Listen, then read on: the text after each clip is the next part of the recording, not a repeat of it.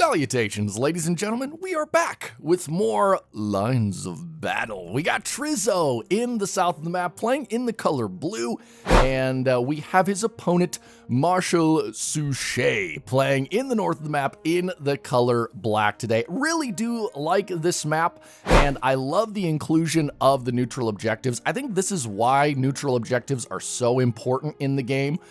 Because previously, before neutrals, we would have just seen kind of one person probably camp on this hill in some fashion, either, you know, kind of in a fish hook or just a back line here, smaller line here. Whereas you still can do that. Blue, Triso could still choose to do that. But giving up that neutral objective nowadays, it's not going to break your game, but it is going to cost you. So I do like that change, and I just kind of like pointing out how the meta is growing and getting better. It's just, man, Lob is in such a good spot right now. So hyped. I love it. Okay, so diving into Triso's army here, I love the artillery variety. Take a look at this. He's got almost every gun in his army. He's got two 12-pounders on his left. He's got an 8-pounder in the center, which 8-pounders kind of controversial because they don't have the firepower of 12s and they're not as cost effective as 6s, the newest artillery unit to enter the game. So I feel like 8s have kind of lost their place. I think in our tier list, we ranked them either B or C tier. They're fine, but, you know, most people are just going to take a 6 or a 12. But we do see one here today. We see a 4 and a 6 on the far right, and that's all kind of one central battery. And then we see 3 Hordes in the vanguard, which is usually where you're going to see those guys. But staying pretty central with the artillery, not too scattered. Some people love that, some people hate it. But I definitely like all of the various pieces he has. It's going to give him a lot of flexibility in his game plan. Now, in terms of the infantry corps, you know what it's going to be. It's going to be the line infantry spam. It is the most prevalent right now, and I am counting 24 line infantry, and I'm going to be seeing just two grenadiers, which I know that sounds like a bit of a pittance, but 2 grenadiers in the right spot, in the right gap, can do a lot of damage. And if you don't believe me, just watch some of Hawk's games. The way he uses grenadiers, very effective despite not having those skirmishers. Now, we do see 3. No, wow. Okay, I almost missed this. He has a corps of 6 light infantry on his far left. Looks like these guys are going to be heading up the road, and I wonder what their target is going to be. Hold on, let's zoom out here. Maybe going to try to seize some of these strongholds here. This feels a little too ambitious. Okay, so maybe just trying to do some vanguarding yet, which when the Fog of War patch comes out, that is going to be super, super important. But I do like light infantry. They're a personal favorite of mine, so I love seeing them. And then let's take a look. Besides the skirmishers, we have a small contingent of cav on the right with 4 hussars. We see 2 hussars and 4 dragoons on the left. So most of the power is on the left flank, and then we see the heavy curs in reserve. I've been seeing a lot of top-level players do this, holding back their heavy cav until the last moment, and they can do so much damage. Full org, full health curs in the end game. Wow, like the cost effectiveness on those guys, you're going to get way more than if you just charge them into a cavalry fight at the start of the battle. But meanwhile, let's take a look at Marshal Sushe's force, much more scattered than Triso's. And we'll start with his artillery corps as well. Okay, so we do have a 6, another 6. Okay, so 3 6-pounders, 2 12s, and a howitzer. Okay, interesting. Out of all the players I've talked to, howitzers are actually ranked as the lowest artillery in terms of effectiveness currently in the meta. And oh, look at this little sneaky guy. We got another 6-pounder over here. So 4 6s, 2 12s, and 1 Howie. So about the same artillery count, lacking a little bit in firepower compared to Triso, but I think he's going to make up for that in his infantry. So if we count here, we have 4, 8, 12, 16, 20 line infantry, and we have 8 guards bringing up the rear. So a very elite reserve, and we have, oh my gosh, we have 5 curs on the field as well, and we have 2 lancers in the center. And let's see what we have on his far right. We have 3 lancers, and 3 hussars. So probably going to be a much smaller army if we look at the power here. Actually, no, only 100 less. So, wow, that's a scary army. I really like this build from Marshal Sushe. It's got punch. It lacks a little bit in numbers, but it's got enough artillery to kind of keep big infantry blobs at bay. It's a little bit lacking in the skirmisher department, but sometimes I think people hold skirmishers a bit too highly to begin with. So those are the armies. That's the map. Let's dive in. Okay, so both advancing quite rapidly, which in this new meta is kind of what you have to do at the start of the game, especially with your skirmishers. Okay, so this is something I am learning in the opening set of New Lob. It's all about seizing important key areas on the battlefield, similar to how it was in the old meta, but with the new run and stamina mechanics, it's even more crucial. So we do see Triso claiming a very nice piece of woodland here. Looks like he kind of wants to rush for here as well, but Sushe also really wants that area on his right flank, and I think he's going to beat Triso to it. And Triso also taking up some smaller areas here, but it's all about getting your skirmishers in those nice spots. We could see, yeah, really nice move from Sushe. He's going to claim these 2 little villages, and they will become so much more durable with that extra cover, and it will be very hard to unwedge them, which is, you know, a lot better than having your skirms out in the open where they can just get bowled over very, very easily. And we see Sushe also setting up some nice artillery emplacements here. Looks like Triso's just going to be going for a very, I don't want to say predictable, but just kind of camping out on this hill. I mean, it is a great spawn, so I can see why he's going to take it, but it is going to surrender the neutral objective, and it's going to make his game plan pretty easy for Black to see. All right, skirmishers moving up. They are in position now. Artillery still getting into their zones. All right, so this is a nice move from Sushe. He claimed the positions that he wanted, and he brought up reinforcements to fight for them, but as soon as he had them, rather than overcommitting, he decides to pull back. I like that. I think a lot of people, you know, they want their skirmishers to get these places, and then they cause these engagements that they don't really want, that aren't strategically valuable, over, you know, a spot of trees. But Sushe realizes he's taken his ground, doesn't need to reinforcement, and now is going to pull back and form a main line, which he needs to do. His infantry quite scattered at this point, and meanwhile, Triso's is very, very centralized, and I'm kind of wondering where his main movement is going to be. Definitely looking to be defensive. Is he going to send up a corps up the right and try to seal off this flank? I'm not sure. Maybe he's going to use most of it to hold. I wouldn't be surprised if he just forms a fishhook here. So he goes, you know, main artillery line down the center, flanked by infantry, and then a big infantry corps on the side with most of his cavalry. I predict that's what's going to happen. And how Sushe is going to assault that is going to be interesting to see.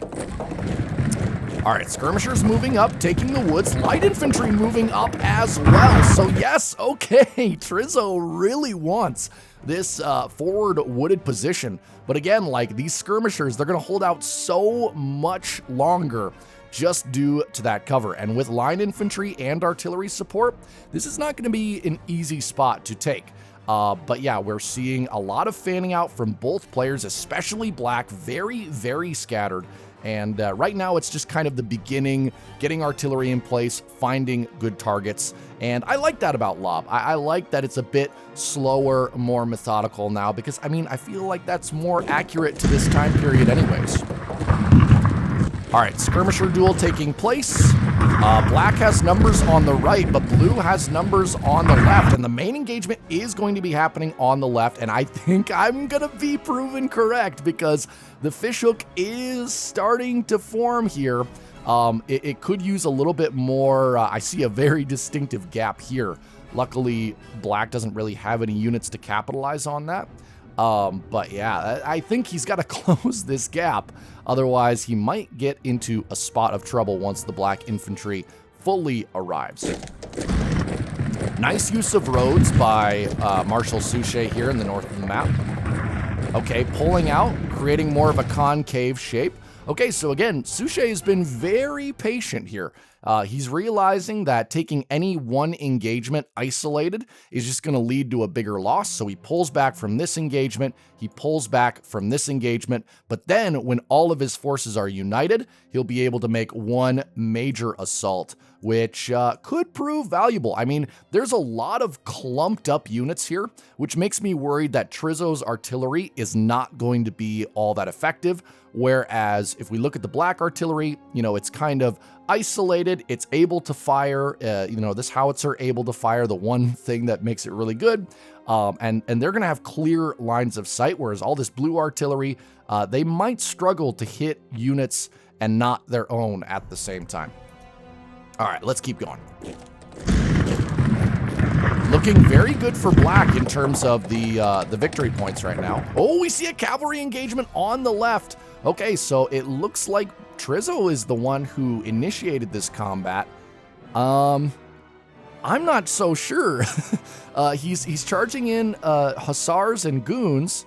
He has local infantry support, but he kind of needs that to shore up his main line. Yeah, this feels like a bit of a mistake here. And maybe just didn't want, and I could see why he did it. I think he was trying to avoid this cavalry just kind of getting into his backfield and causing havoc and keeping the line, you know, united. But I think that's going to come at the cost of his cavalry on the left. And I mean, the cavalry on his right is even weaker. So I'm a little bit worried about his chances there. Black being very coordinated with his assault. He's getting a lot of good damage on these masked up blue units.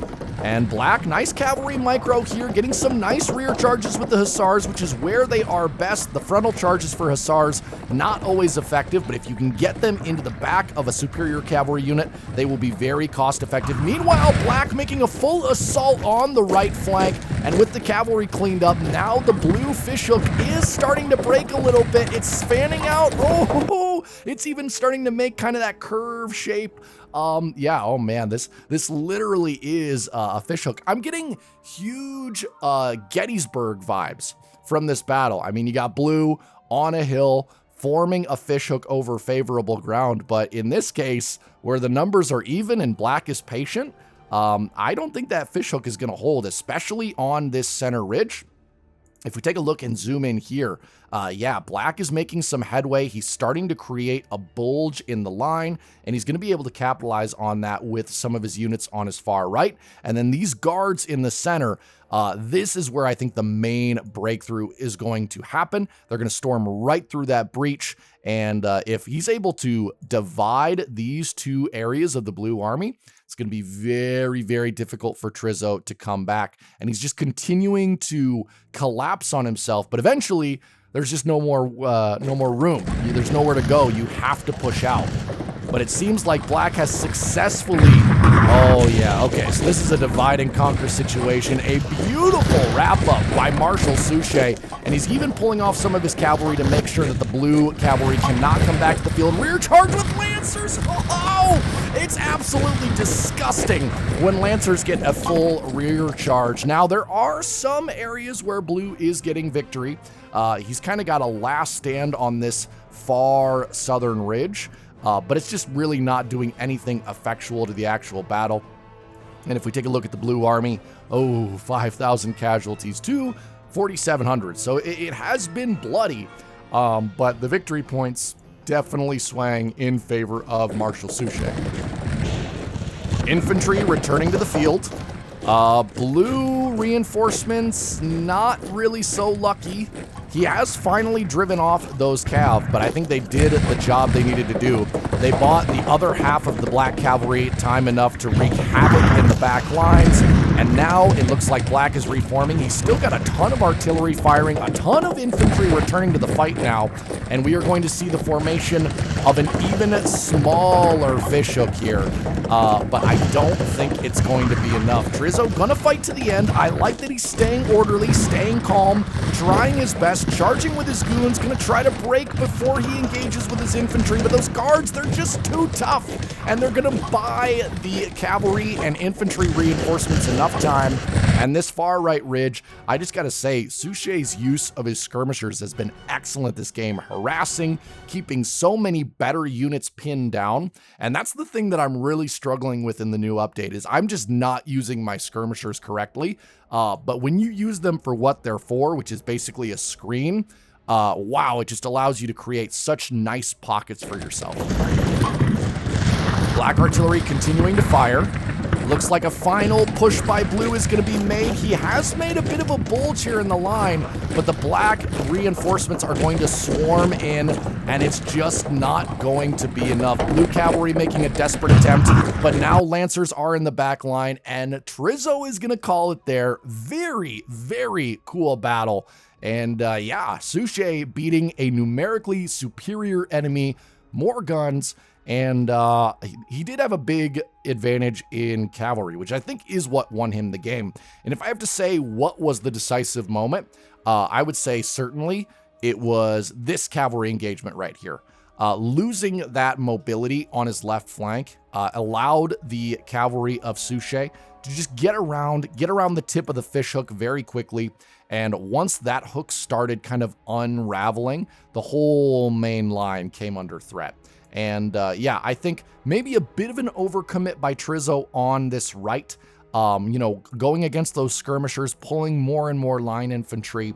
I think it really, you know, cost him in the main engagement in the center. But a really fun 40-turn battle. I hope you guys enjoyed that. I'll be back with more next week. But until then, have a great day.